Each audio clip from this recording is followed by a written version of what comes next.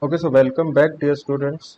In the last lecture, we discussed about some of the classifications and some brief introductory aspects with regards to disaster management. So let us start today's session with where we left, that is disaster preparedness. So what is disaster preparedness?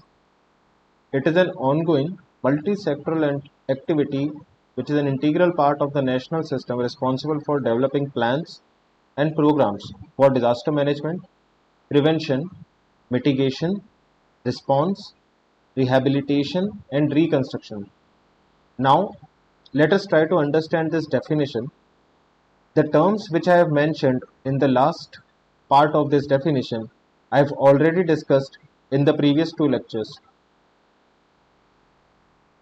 Next, building up as an integral part, building up disaster preparedness as an integral part of the national system responsible for developing plans and programs. So, how this is important? See if in a situation that we have learned from in the previous experiences, with a gradual span of time, we learned that in a state of natural calamity and in which a huge infrastructure, a huge population, and some other political, sociological, and economical aspects are related. So, disaster preparedness from the part of the state. Whenever I say the state, that means the government of India or the government of state. I don't refer to the state governments. So, the responsibility develops on the part of state as uh, our soul of constitution also says that the state should protect its people. So definitely to protect our people and to help us, it becomes an responsibility also for the state to prepare some development plans and programs for disaster management, and which includes first of all the four pillars of disaster management as well as reconstruction, rehabilitation, etc. So, coming on to the first part, which says that disaster preparedness is an ongoing multi-sectoral activity. Now, what does this mean? What does multi-sectoral means? Multi-sectoral basically means that in the process of disaster preparedness, maybe from prevention to rehabilitation and reconstruction, all the sectors play an important role. What sectors are we talking? May it be various types of industries, may it be policing sector, may it be health departments, and even the educational institutions. Each and everyone, even the individual local communities, they all play an important role in disaster preparedness. And it has been ever since our school times, if you remember, there have been various sessions, and even in the till I remember, in the subject of geography, there was a considerable part for disaster management, and even in the social sciences subject. So, a considerable effort has been given by the state to educate the people, to make them aware. Various drills have been conducted at various levels from time to time. Further, various methods are told, like if you can recall from your school time, you can recall that we learned that during a case of earthquake, what are the methods we should do? We should follow. Should we stand near the wall? Should we go below a bed or a table? Or should we use something? Or should we directly go, first of all, try to go to an open space outside of the building if it is possible? We learned that we should not use the lifts in case of fire and any natural calamities such as fire or earthquake. So these were just a brief introduction and recall on what the many things we learned as a student in our school time. So even today, those things hold true, and I hope that most of us definitely remember the topics that we have learned during the school time. So disaster preparedness, as said, it is an ongoing multi-sectoral activity. So now coming to the first word, that is ongoing. So what does ongoing means? That it is a continuous process. Okay, that currently also there might be some developments going on, to prevent the disasters, and in which multi-sector participation is definitely required. So, for example, recently there have been cases in which there have been fires in the industrial places where during the night time some of the laborers were residing. This was the case of our capital Delhi, and the place was the factory or the industry was in such a location that even the fire brigades, because of their huge size, could not enter those small, what we say, small narrow roads into those colonies where that factory was working. And due to non-availability of fire brigade there and delay in the system, and also lack of prevention of lack of measures for various preventive measures in that factory, led to a loss of a huge number of people's death. Okay, so it has never been a good news to hear about any natural calamity, be it tsunami, be floods, be it earthquake. As of now, as we are facing, the northeast, that is the state of Assam, is facing huge crisis in the factor of flood, and around 70 people have lost their lives there. So it's never a good news, and we should always be continuously working to prepare ourselves and prepare the various resources which we have towards disaster preparedness, and which will accomplish the goal, the objectives of as a disaster management student as well as disaster management authority. Next, coordination of a variety of sectors to carry out are required for evaluation of risk, adopting standards and regulations, organizing communication and response mechanisms, ensuring all resources ready and easily mobilized, develop public education programs. I've already emphasized on this one. Coordinate information with the news media, and disaster simulation exercises. So, as I mentioned, various drills have been carried out and are carried out by the state as simulation exercises, where the people of the local community or that particular specific area are trained via live drill in under controlled situation. Now let us discuss the various concepts with regards to evaluation of the risk. Now, evaluation of risk, as I mentioned about earthquake in the previous lecture, if you can recall, I said that earthquakes are caused due to movements, due to slippage, maybe due to collision of tectonic plates, or maybe any sort of movement in the tectonic plates lead to a development of earth waves which result in earthquakes.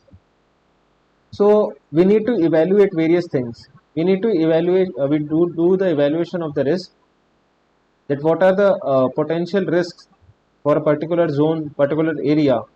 I'm talking about not just for earthquake, for many other things.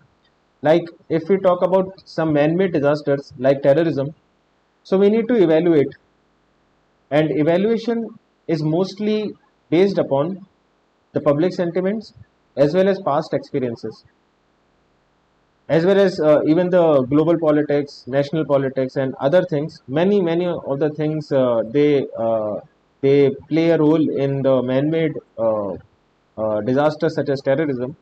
So, for example, the worst disaster man-made in the field of terrorism that our country faced was during the time of the attack on the Taj Hotel at Mumbai. So, during that time, the situation was initially totally out of control.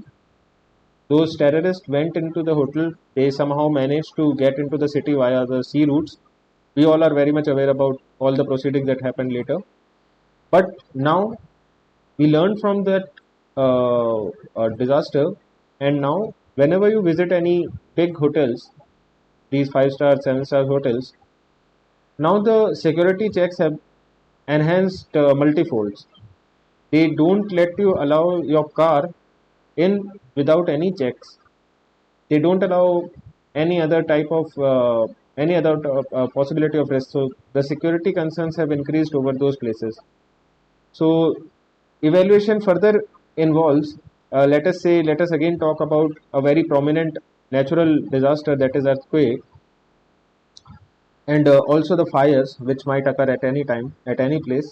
So, fires may be due to any presence of inflammable material, and mostly due to gas cylinders.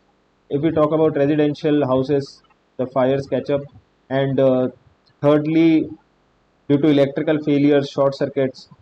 So these are some of the things which develop into this fire disaster. So we need to evaluate various risks involved. As a civil engineer, we need to consider the integrity of the structure, whether the structure in its current state is safe enough to, if any natural or man-made calamity happens. So, for example, for evaluation of a already built structure, there are various methods under civil engineering in which we can evaluate the risk capacity of that particular structure. We can find out structural activities. There are various tests. We can classify those tests into two types, that is destructible test and non-destructible test. So what it basically means, destructible test means that we take a part of structure. Uh, let us say this is the frame of the house. These are the columns and beams which I have drawn. So what we do, let us say we have taken a particular sample from this side. This is our sample. We term it as core.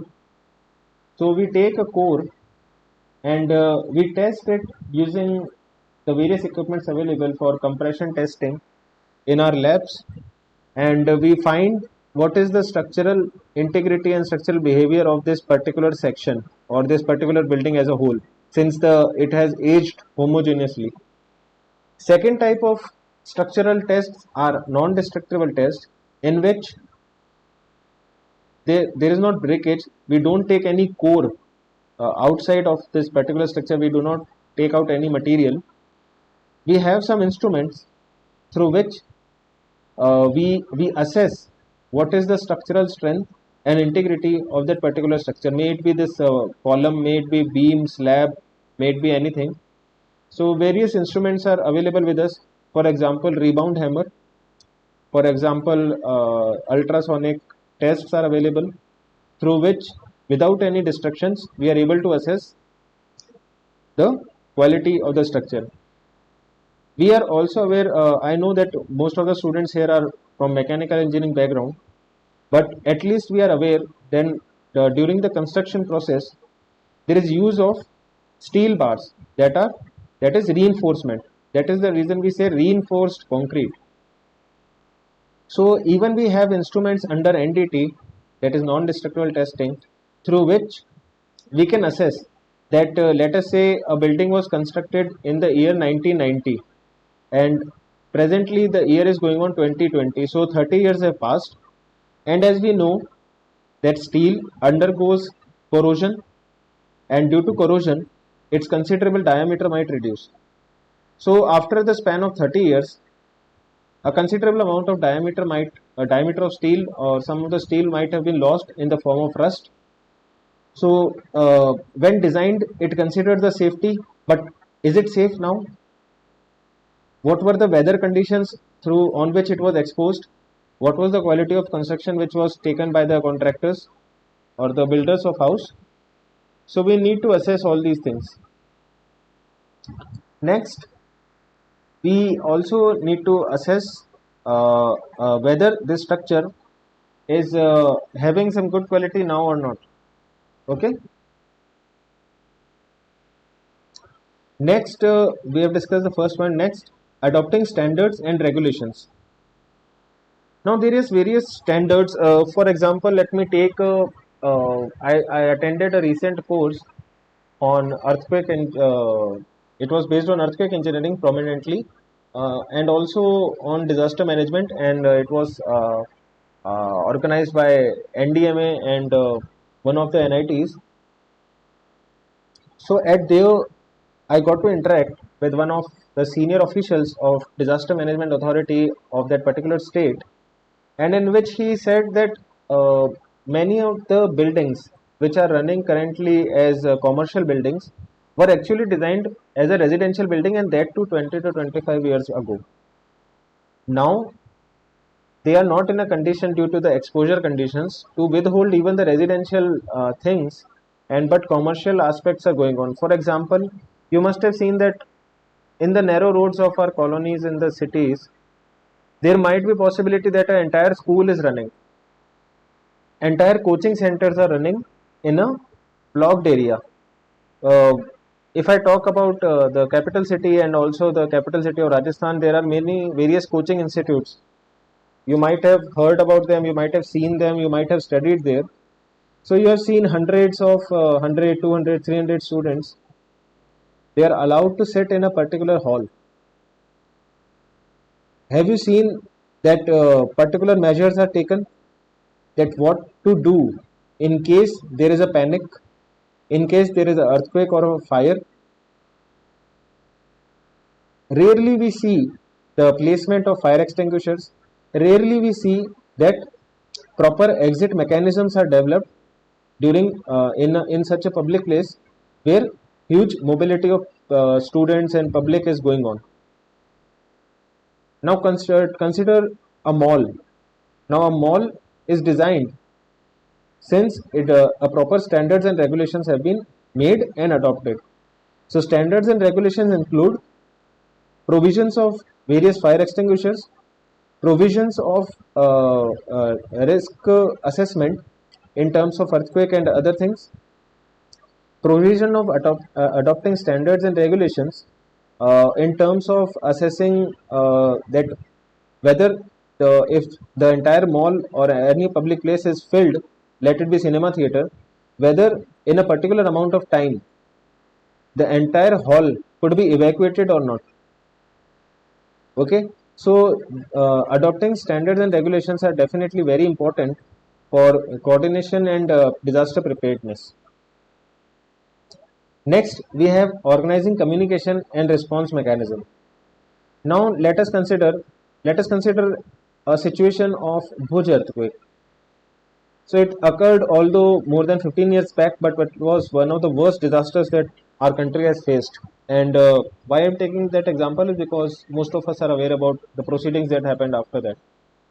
So during the earthquake, we couldn't do much because earthquake is not that for long duration.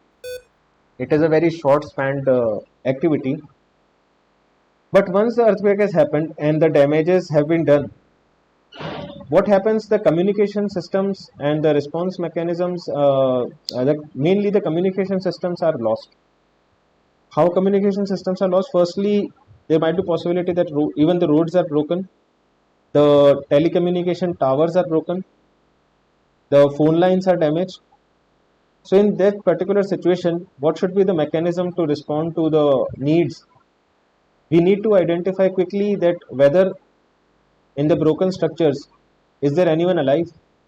We need to take out them safely and provide hospitals for that particular thing. So definitely organizing the communication and response mechanisms in a case of disaster plays an important role. Next, we need to ensure that all resources are ready and easily mobilized. Now for this, let us take an easy example of fire department. Now again, uh, as a civil engineer in the subject of environmental engineering, in which we teach the students and we learn that what are the various things that we need to consider while determining demand for water supply in a particular city. So even in that, we consider a considerable amount of that water as fire demand. We term it as FD. So fire stations play an important role. They are localized or they are located strategically according to the population and the compactness and all you can consider. So these resources are ready and they are always kept in the ready mode, and since the fire might occur at any time and SOS call might come at any time from anywhere. So the firemen are always ready for the action. Next, we have developing public education programs. So, such as this program, this might also be developed under the disaster management guidelines for our state. So, developing public education programs will definitely enhance the learning and most importantly, multi-sectoral participation. Now, as a mechanical engineer, you have chosen the elective of open elective of disaster management. So, definitely there might be some interest and might be some definitely some motivations and definitely as a developed mechanical engineer graduate of mechanical engineering, you also need to take care in your industry, in your offices, that whether everything is working under safe condition or not.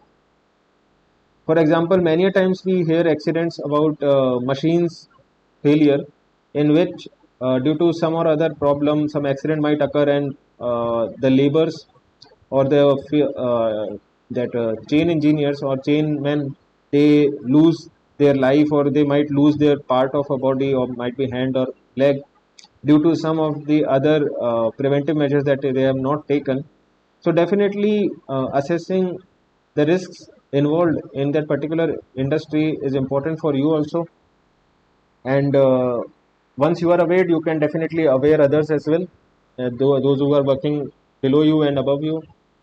Next, the point is to coordinate information with news media. So during the case of disasters, news media plays a very significant role. So for example, let us take a very recent example of that a cloud storm burst of Kedarnath that happened in Uttarakhand. So if you can remember, there was continuous proceedings on news media on how and what the NDRF and SDRF teams are doing, what the army is doing to save the people who are alive, and also to find out all the deceased bodies and all. So the most important thing news media can play, for example, that was a tourist place, that was a temple for, and also a tourist spot at which people from all over the nation, they go as a devotee to pray and to visit the Kedarnath temple. So what happened? First of all, the connection was lost. Connection was lost mainly between the people who were alive and might not be in a good situation, and along with their families. So their family members might have been worried. So what news media people do, they act as a mediator, and they also display information regarding the proceedings, who are alive and not, and what are the lists, how the people can contact the various administrative authorities, how things can work flawlessly in terms of communication, since the major communication systems were destroyed at that time. So these were some of the aspects of these points. Moving ahead, let us discuss about medical preparedness and mass casualty management. So developing and capacity building of medical team specifically for trauma and psychosocial care.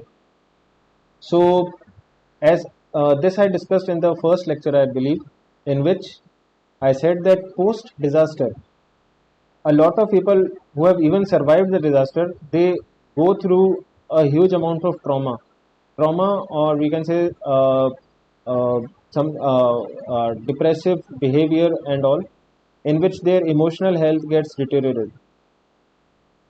Now because of this, because of that all that panic that they have seen and gone through, the deaths of various people that they have seen, the situation of their mental health is not very good.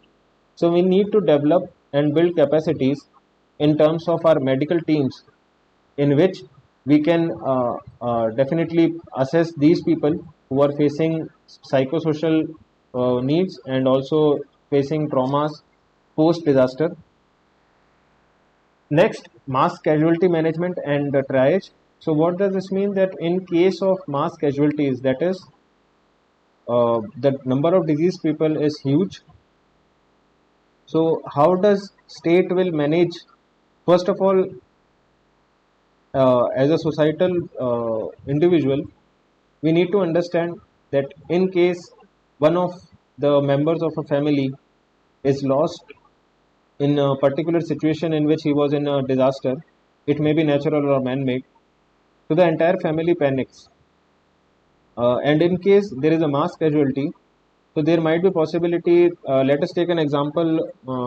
Let us take an example of a recent case from our state of Rajasthan as well. Let us take an example of Jodhpur city. Yeah.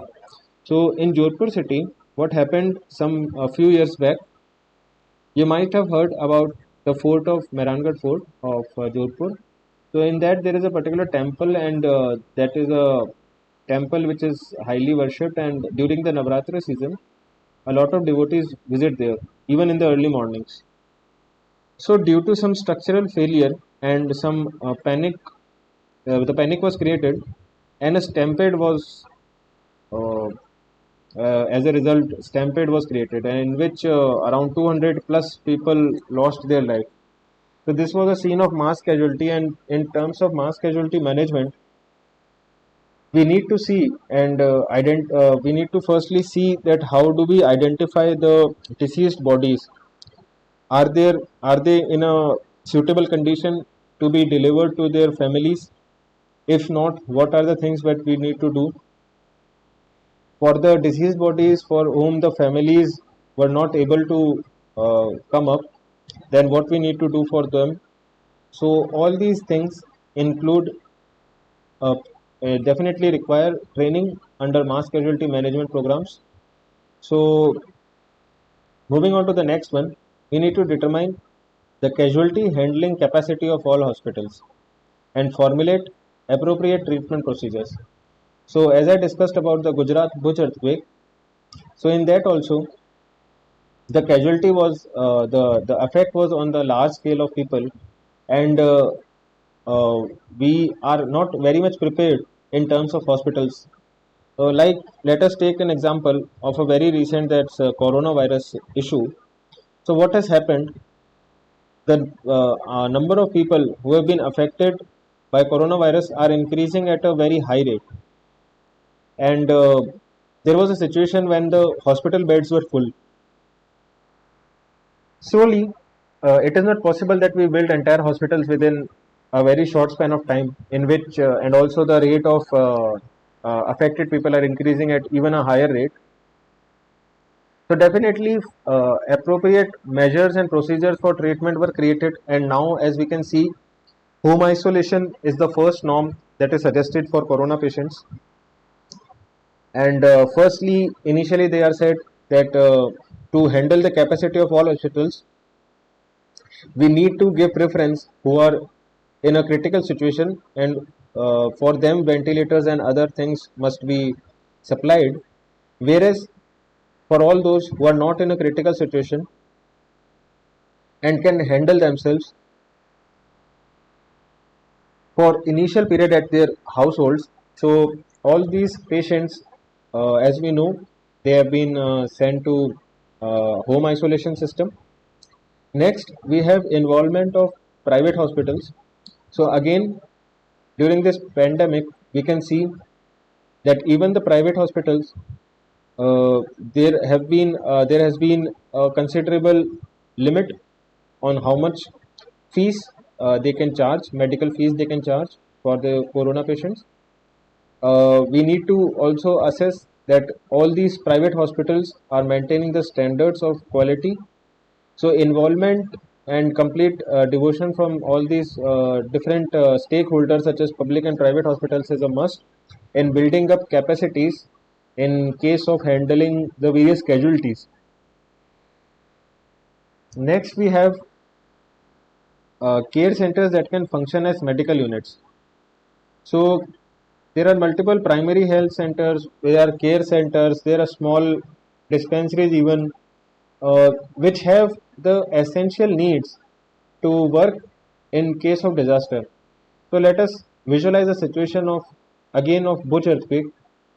So if any of the care centers or primary health centers in the nearby villages or the nearby areas would have survived, then the people who needed the immediate attention in terms of medical, all of them could have been all of them could be sent to their particular centers in which proper care could have been taken. Next, again, it becomes important to identify the structural integrity and the approach routes. So I've already discussed about how structural integrity of the various infrastructure aspects can be found out in the previous slide, where I discussed about various tests which can be conducted.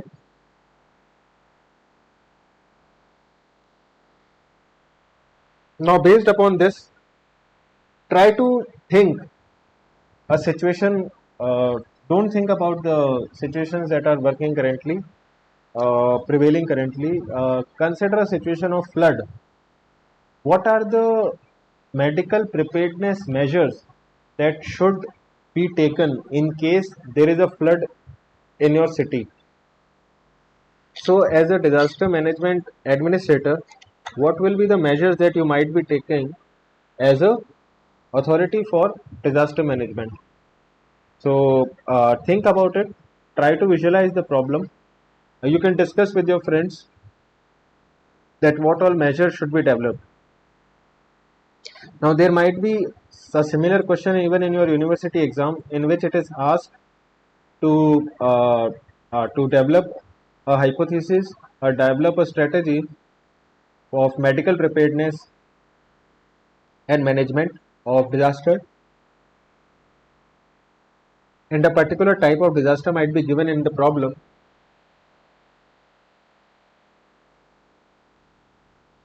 Now, moving on ahead, let us start our discussion on disaster response systems. So, immediate reaction to the disaster, as a disaster is anticipated or soon after it begins, in order to assess the needs, to reduce the sufferings of the people, to limit the spread and the consequences of the disaster, and to open up the ways of rehabilitation. The methods that are included involves the mass evacuation strategy, next search and rescue. Mass evacuation I have already discussed earlier. Search and rescue, like let us take this example in which a fire has taken place in a particular floor of that building. Now there might be possibility that there are some survivors there who might be panicking there, and due to lack of oxygen they might be in a situation of just falling apart. So in that case, what our team could do, using uh, uh, their gears, they can get into this area.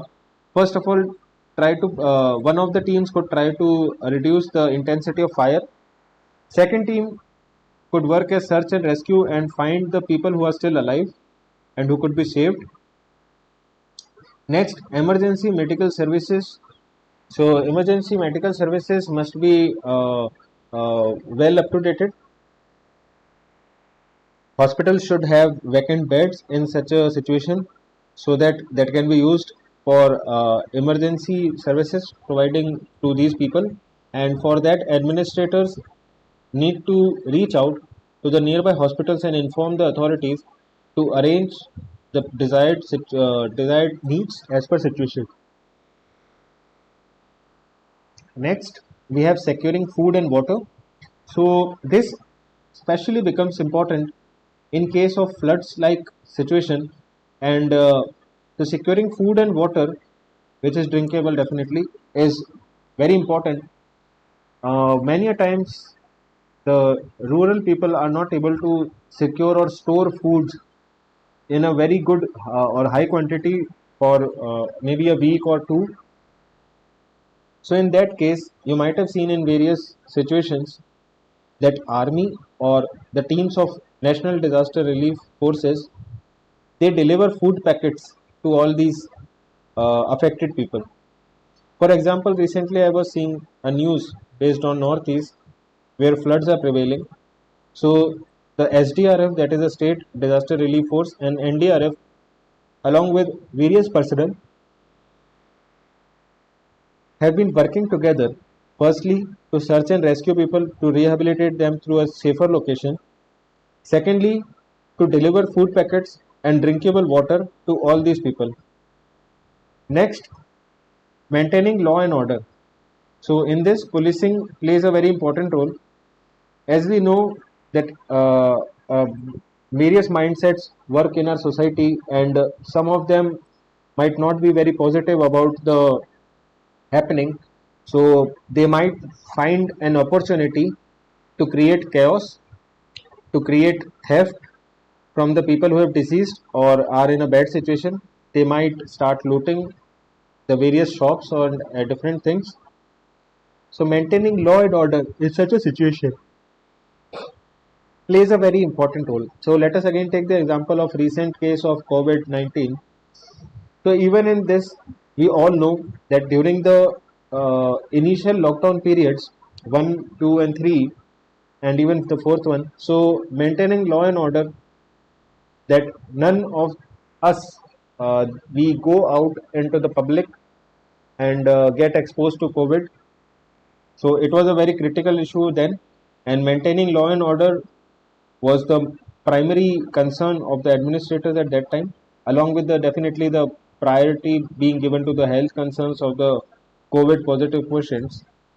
So in such a way, disaster response systems can be developed, and if any question comes up in such a way, then you can definitely answer using the points I have discussed, and also based upon your experiences and the readings which we have done.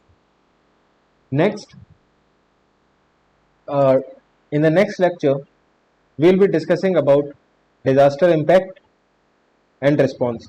It will include the search, rescue, first aid, and various things, identification procedures. We'll be discussing some more issues with regard to disaster management. So that's all for this lecture. Try to formulate that problem that I've given, that to visualize, discuss it with friends on what are the things that we can do as preparing medical response system in case of floods. So that's all for this lecture. See you in the next one.